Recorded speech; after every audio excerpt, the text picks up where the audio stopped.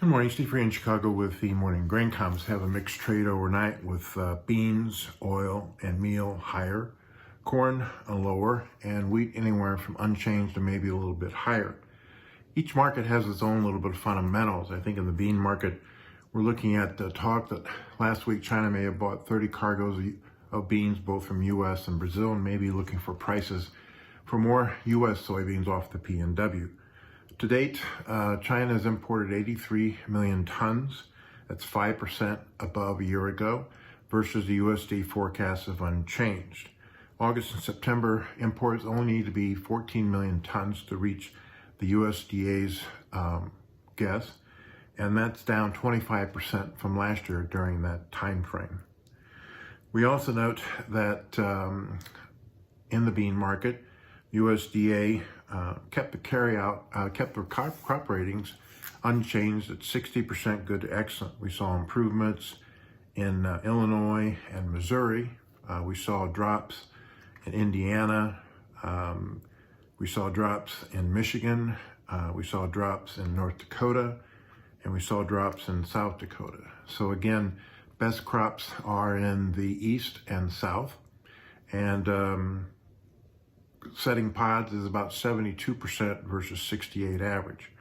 Over in the corn, the surprise was crop ratings improved from 62% good to excellent to 64, and down still from last year's 71. Crops improved pretty dramatically in Illinois, Missouri, and Wisconsin. Our lowest crop ratings are still in Iowa, Minnesota, North Dakota, and South Dakota. So we still have this debate going on between big yields in the east and south versus lower than average yields in Iowa, Minnesota, and the Dakotas.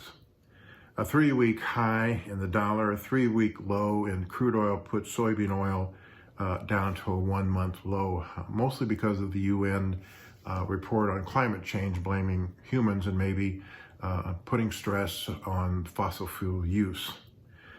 We did see that Brazilian corn harvest is about 58% down versus 70 average. We assume that Brazil crop is going to be down from the USDA's numbers, which should help corn export demand here in the U.S. Offsetting that is the Dalian corn futures were lower after one of its agencies increased their corn crop by 15 million tons.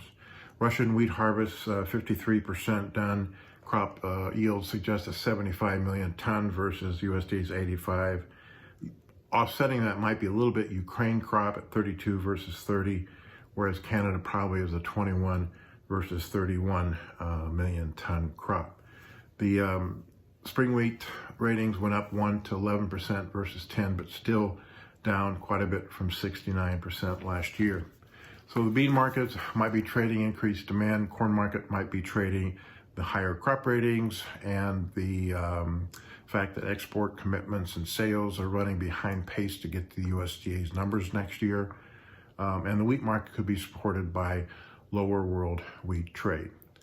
As always, these are my thoughts and not those of ADM or ADM Investor Services. Have a safe and profitable trading day. And remember, always treat people like you yourself would like to be treated. Behind me is a cornfield near our home in western Chicago suburbs. Continues to be almost like a field of dreams with conditions mostly favorable.